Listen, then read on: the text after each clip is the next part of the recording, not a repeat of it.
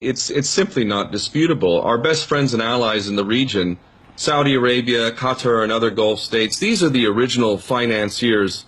They're sort of our little proxies who did the initial financing of these son of a bitches, who have a basic sort of Wahhabi, Takfiri, fake Islamic perspective, which is really grotesque. It is anything but true Islam. It's our best friends and allies, including Turkey as well, who have been shuttling these son of a bitches across the border into Syria. Jordan has played its part by providing training bases so that we can train these so-called moderate rebels that don't exist and never existed in the first place. We are the ones who have carried out a policy of effectively providing air cover for ISIS over the last year and a half or so while they were growing, the biggest military in the history of the world with a coalition running around and apparently unable to do what Russia has been able to do in just a couple of months of real bombing, of really going after so-called ISIS. I mean, we are the ones who protect these son of a bitches on every level.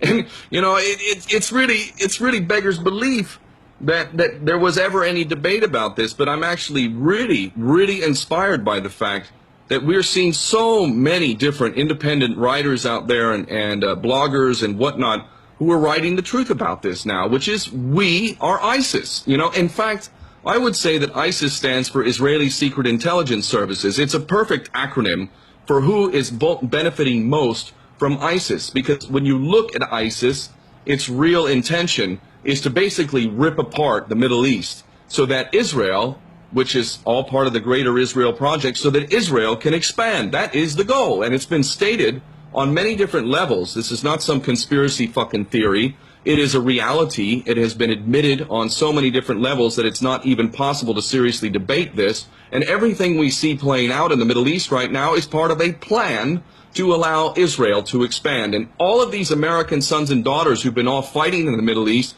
have been fighting for the so-called Jewish state, not for American interest. How did America benefit from anything we've done? And now you get 22 American service members a day committing suicide. How fucking stupid is it that we would send America's best, its sons and daughters, off to fight these bullshit wars for the Jewish state of Israel, when back home we don't even have social services, the infrastructure's falling apart, black people are getting executed every fucking day practically. I mean, this is insane. Why would we allow this to continue? And all of this is being done because our government is owned by the Jewish state of Israel, literally. And when you see how Netanyahu has come to the U.S. Congress 3 different times and how our so-called government bends over, literally bends over and takes it up the ass for a foreign criminal, it is insane. Insane. And all the while, many Americans have been sitting there waving their stupid fucking flag and have nothing to do with their U.S. Constitution, haven't even read the damn thing. So anyway, more and more Americans do not believe in this insanity and are waking up to the reality, and I have confidence that they will do what needs to be done. And one of the best steps that could be taken is to reinstate the U.S. Constitution and arrest every single one of these fucking traitors in the U.S. Congress and in the White House. That would be a damn good step to show that there are, in fact, real patriots within the United States. Yeah, there's that saying, if the U.S. military was trying to protect our freedom, they'd be attacking Washington, D.C., the District of Criminals. And, of course, you just brought up Israel, so here we go. You're an anti-Semite. Here comes the comments. Why don't you respond to that? Yeah, I mean, I'm honored by these smears. I really am. First off, it's pretty ridiculous. You know, Semites are denotes people of Semitic history and cultural reality. Semitic languages are Arabic and Hebrew. I have family members who are Semitic. In fact, you know, I don't like getting into my personal life, but I have family who speak the Arabic language. They are Semites. So, in fact, my children have Semitic blood.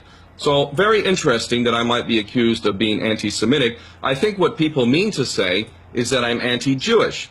And so if people want to accuse me of being anti-Jewish, well, let me define what I mean when I talk about the Jewish state. I am talking about a Jewish state that was built on the back of an ethnic cleansing of Palestinians who had committed no crime against them during the so-called Holocaust. Why isn't it Nazi Germany that would have paid the price for the crimes committed against Jews? Why is it that Palestinians have been paying the price for an apparently Northern European Nazi crime? Why is it that we can't even talk about Jewish control of the mainstream media? Why is it that we can't talk about Larry Silverstein or Frank Lowy buying the lease on the Twin Towers when those buildings were filled with asbestos and literally worthless, in fact, a major liability, and then the buildings falling to dust within 2 months and them collecting billions in insurance? What if the owner of the World Trade Center buildings would have been a man named Mohammed of Muslim faith? Do you think we would have known of this man Mohammed of Muslim faith if he had bought the lease on the buildings just 2 months before? Why don't we talk about the Jewish Mossad agents who were caught filming the event, who acknowledged on Israeli television that they were sent to film the event? Otherwise, they had foreknowledge. This is not debatable. We know this. Why don't we talk about the Jewish agents who were arrested on 9/11 and quietly deported after having failed lie detector tests, and in fact, some of whom were caught with explosives in their vans on 9/11? Why aren't we allowed to talk about the fact that our government kisses the ass of the Jewish state and provides welfare to the tune of billions every year while Americans go without social services and don't have proper education? Why is it that we can't talk about all of these things? And why is it that we can't talk about the fact that the Jewish state allows Jews from all around the world to come back to the so-called Jewish state, and yet Palestinians who have deed title to land in Palestine have no right to return there? Why is it that we can't talk about any of that stuff? I'll tell you what I have a problem with.